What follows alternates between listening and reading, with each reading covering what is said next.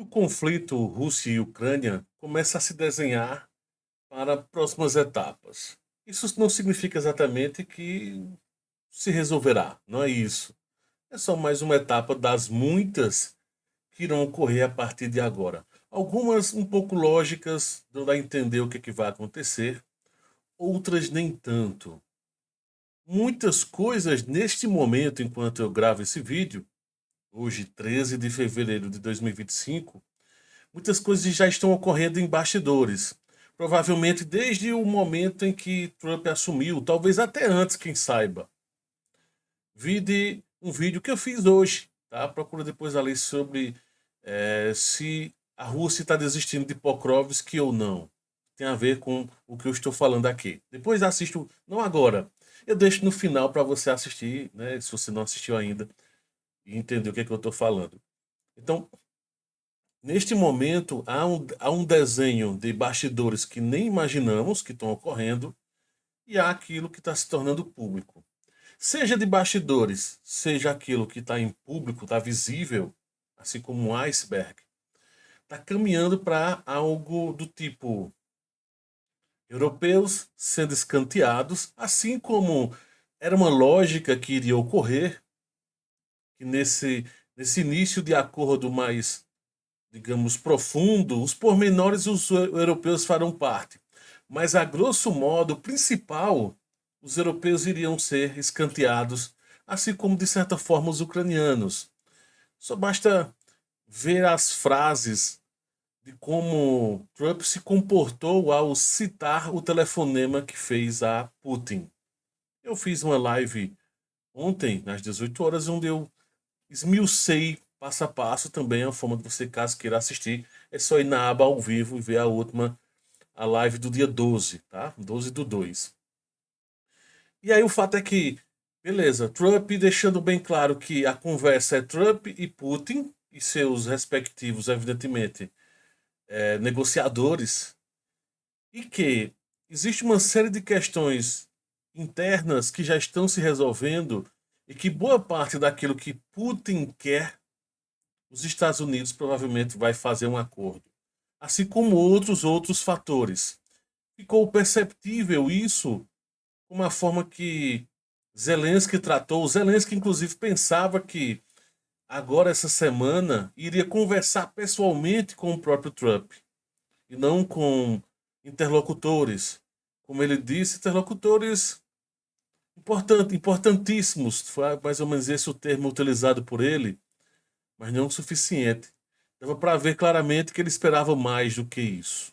Por um outro lado, os europeus estão em pânico.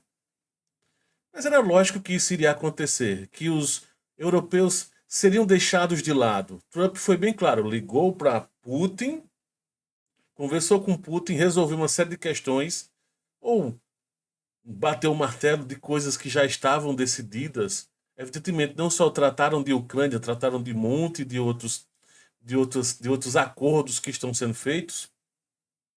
E depois ligou para Zelensky. Foi bem direto, bem objetivo e pronto. Não ligou para nenhum europeu, ninguém da OTAN, ninguém da União Europeia, ou algo do tipo. Então os europeus estão nesse momento em pânico em que sentido? Putin e Trump estão negociando e estão deixando os europeus de mão.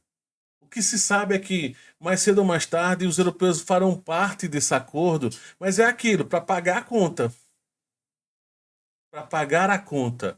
Os europeus estão reclamando que esses interlocutores americanos não têm experiência. Do outro lado russo, tem pessoas muito experientes de décadas.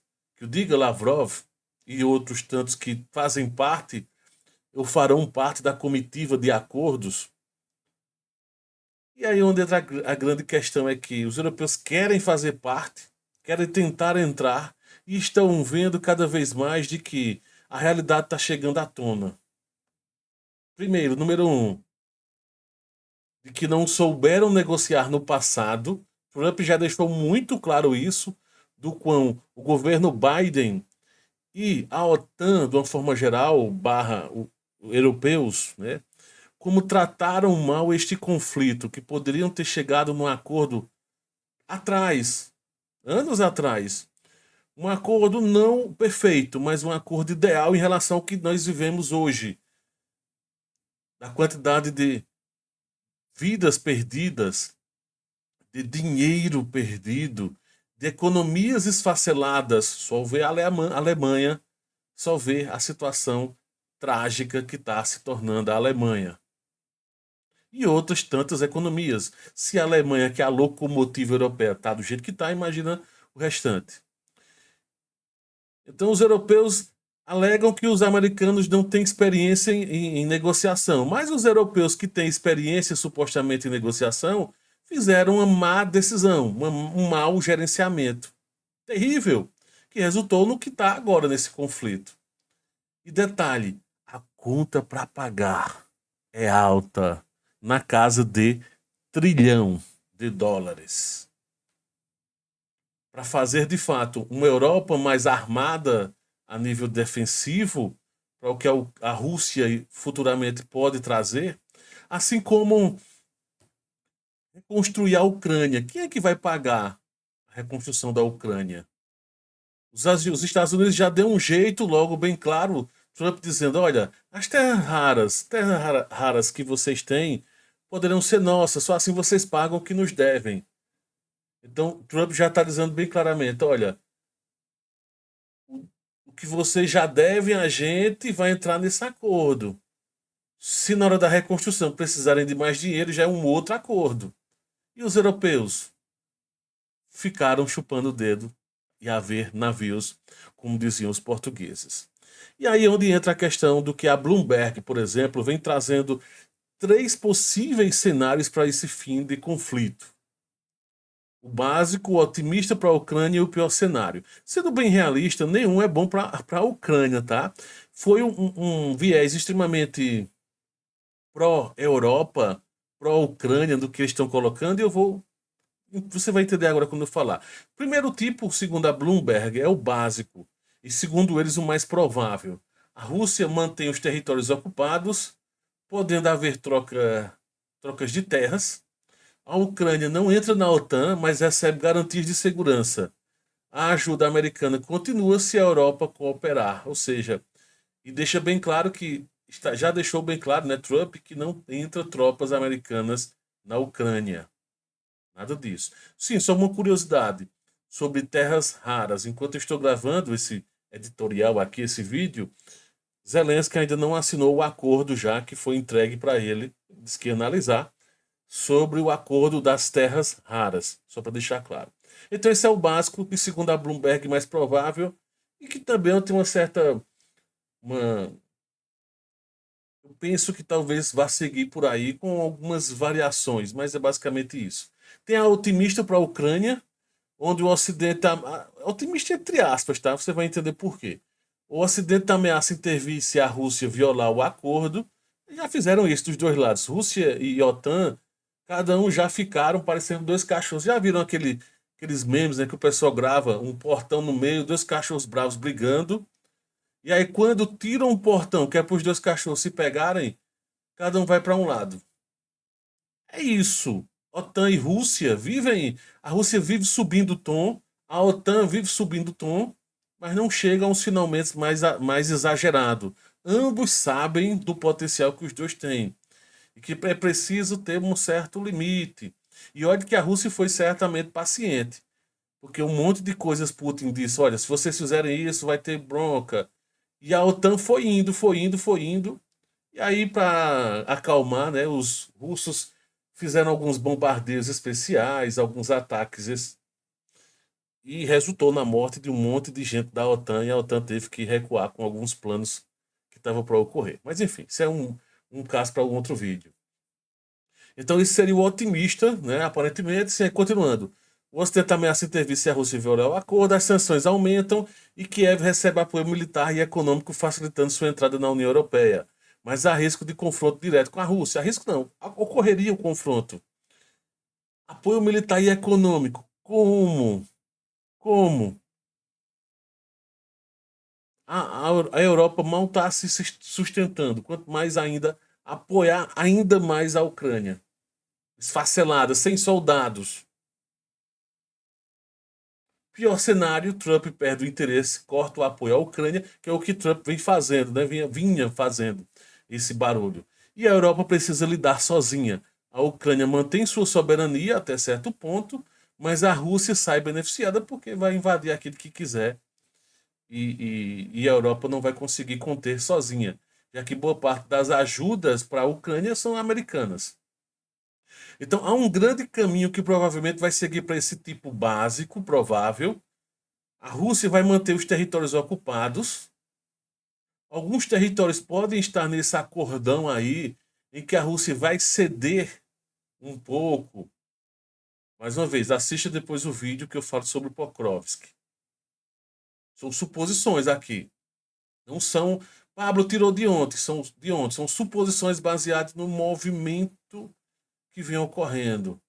Só isso. São só ideias, tá? Aí, mais uma vez, a troca de terras ocorreria, talvez até Kursk entraria no pacote, né, nesses acordos. A OTAN não recebe a Ucrânia, né, evidentemente, e a ajuda dos Estados Unidos continua se a Europa cooperar. E ainda tem um fator do valor mínimo que Trump vem reclamando. Portugal já disse que não tem como chegar, Espanha já avisou que não tem como chegar, Itália também. A maioria dos países estão cumprindo lá a meta de 2%.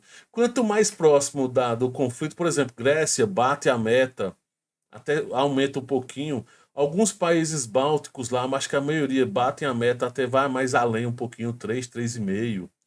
Porque eles estão na boca do lobo, né? Então essa é a situação de momento. Europeus se sentindo excluídos da negociação, estão mesmo. Trump e Putin negociando coisas de bastidores que não sabemos. Porque entenda que não só envolve Ucrânia, são duas potências mundiais movendo peças de xadrez. Envolve questões da Síria. Ou você não percebeu o movimento? Envolve a presença e a confirmação, deixando liberado tudo ok, da presença russa no Sudão. O Sudão, lá no Sudão, né? A Rússia podendo construir uma base militar no Mar Vermelho. Vá pegando as entrelinhas. Tem um monte de coisas de bastidores que ocorrem. Por exemplo, Vista Grossa com a frota fantasma russa. Negociações, como vai funcionar alguns outros gasodutos. E como é que vai funcionar. Porque no final das contas, para a reconstrução da Ucrânia e a reconstrução econômica da Europa, vai ter que ter ajuda de Putin. Os dois lados vai ter que ajudar o outro. Com o quê? Com o gás. O gás barato russo vai ter que entrar na jogada. Existem muitos acordos que vão além do que você possa imaginar, que estão acontecendo e nem sonhamos. E aí só vamos pescando uma coisa ou outra ali, como esse caso do Sudão, como esse caso da Síria, né, resolvido já lá com outras questões do navio fantasma que estão ocorrendo de bastidores, a troca de prisioneiros. Olha que troca maluca. Um Nada contra quem é, né? Um cara que gosta de fumar um baseadozinho básico com um cara que movimenta bilhões, um pirata da internet que movimenta bilhões de dólares com bitcoins e etc, etc, que faz parte do esquemão de movimento financeiro russo, que troca bem nada a ver. Faz parte desses acordos que estão sendo costurados. É isso. Deixa a tua opinião e diz aí o que, é que você acha de tudo isso. Eu falei um pouquinho de coisas diversas, mas é o que dá a entender que está acontecendo neste momento, esse conflito. Abra os olhos, veja além. Você vai ver que vai conseguir enxergar muitas coisas do que uma simples torcida de um lado ou de outro, como muitos, né, gostam de fazer. Liga aí. Deixa a tua opinião aqui que eu quero saber.